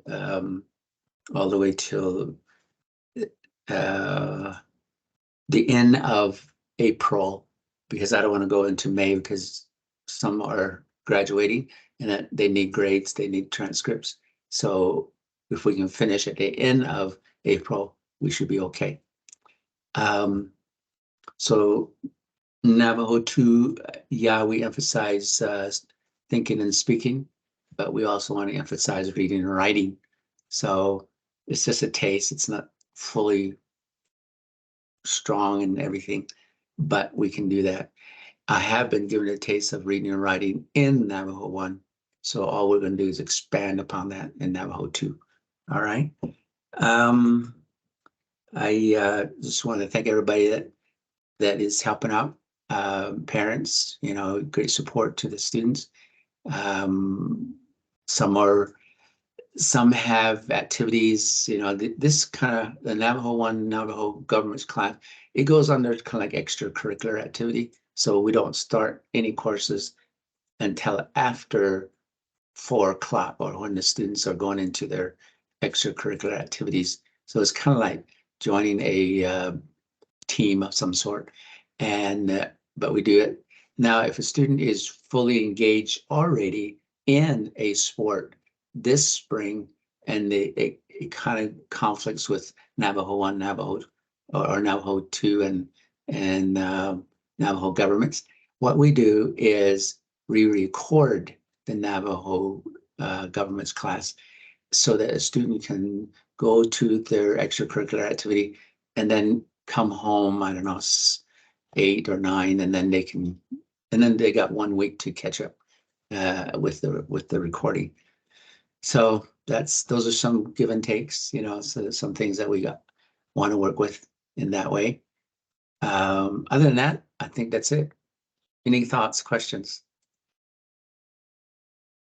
Yeah. Okay, so you got one that's let me answer Jamie's first.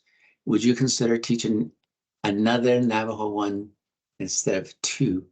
That will happen if that would be hard, because Navajo 1 is a 1 credit thing, so you have to put more hours into that. Whereas Navajo government is 0.5 credit, and you don't have to have tons of hours to fulfill that one. So Navajo 1, the only way I can teach Navajo 1 this spring is going into summer. And for that, the students that are graduating, it might not fit for them.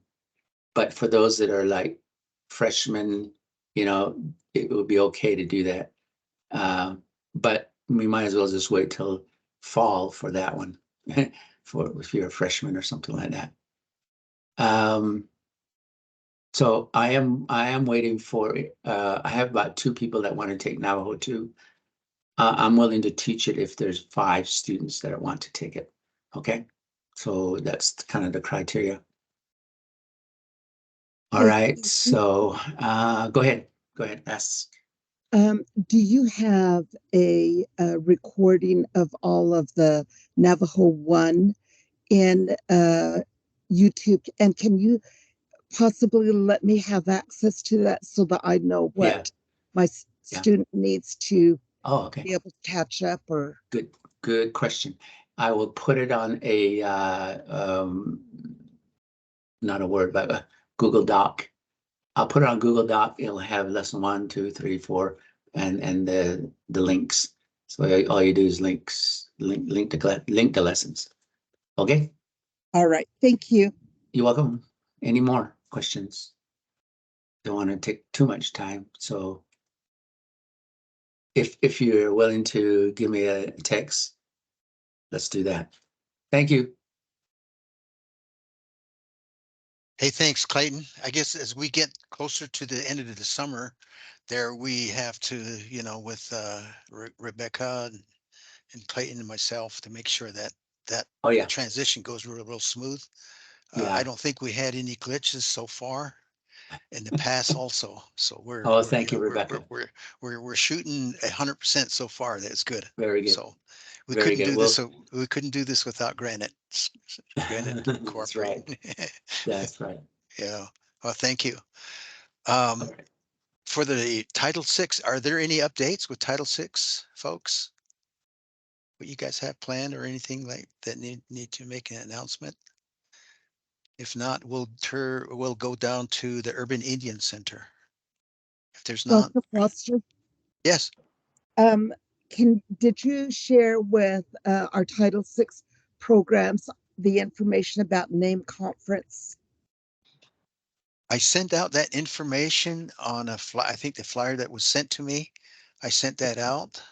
All right. But go ahead and you might want to update everybody. NAME conference really focuses on those communities that, like our community, the Latinos, the Black, and so on, people of color. And they are doing a conference on February 24th, which is a Saturday. It will be held at the Cultural Center in Salt Lake City. and it starts at 8:30 in the morning, goes until about 4. And those Title VI organizations or agencies, if you have a chance to do a presentation and share your information, it's a really good way to catch the teachers that attend this so that they can disperse some of the research, some of the knowledge that you have as experts in Indian education. So I'm just putting an invite out there for those that might want to do proposals. Okay, Or very good. just attend and invite your school district teachers and network to attend this. Yeah. Okay, very good. I have a quick announcement, Dr. Foster. Okay. This evening in Moab, we'll be having a showing of Navajo Highways, which is a puppet show and program that teaches Navajo language, kind of like Dora the Explorer. It's here in Moab, and I'll send a poster to you. And I guess Okay. it's very short notice, but if anyone would like to come, it's free at our local theater, Star Hall, and it should be a very cute, family-friendly event. Our kids have been engaging with the creator, Pete Sands, and helping out with the project and doing backgrounds, and it should be a lot of fun. It's just a way for people to engage with Native culture and language, and it's really fun and family friendly. So I'll share that. I'll send you an email with the poster. Okay. Very good. Thank you. Okay, thank you. Anybody else? Okay, now Urban Indian Center. I didn't see Penelope. Is there anybody from the Urban Indian Center here today? Give us an update of what goes on there. Okay, if not, we'll get down to the last piece here is that it's adjournment. You know, I just like to just express how grateful I am with you guys, you know, attending. I think our professional development as well as the presenters, they get a lot of good information. And I think if we all stick together, we do very well as a whole group.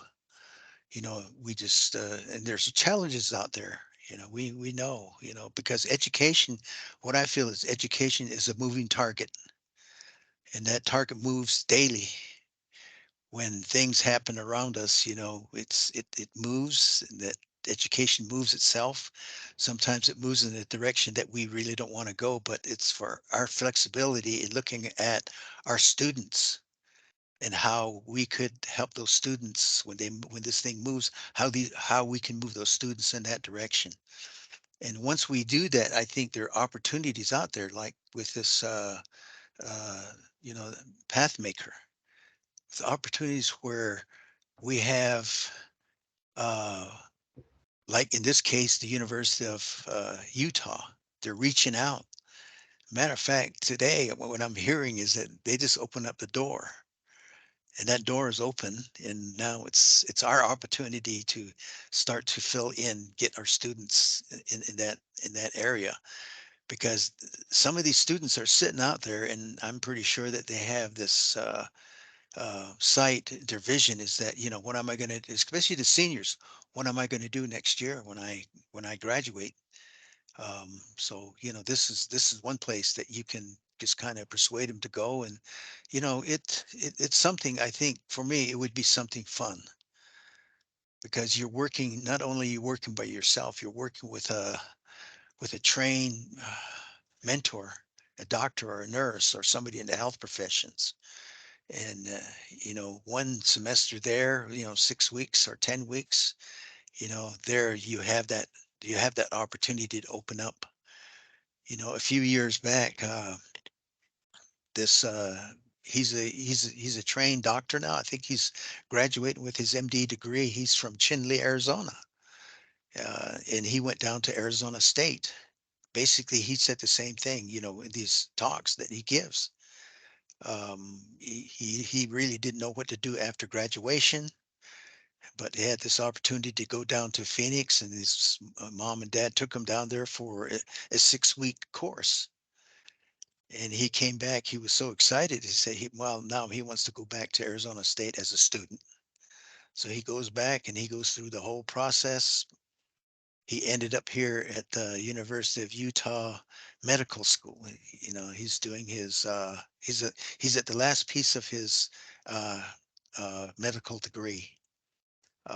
So it's something like this. You know, this is a very, it's a unique, probably once in a lifetime this happens. But you know, for us, you know, this is something that you guys could get the word out to these students, and especially these families during your family during your parent advisory committee meetings. So that's just my piece. Okay. Okay, something real quick. Oh, you bet. Dr. Foster, the San Juan School District is going to be having their Heritage Language Fair for K through 6. It's going to be at Montezuma Creek Elementary School gym on January 25th. And I don't know, Jeremy, if you want to contact me. I'm not sure if your Title VII person would like to attend, just to see how that goes.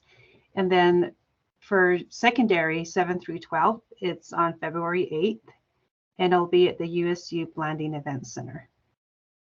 And then I'll send you a flyer. It's not, it's for San Juan School District students, but if you want to come and see what happens at a language fair or a knowledge bowl, I wouldn't mind you know, inviting the Title VI coordinators to just come and observe and see what we do.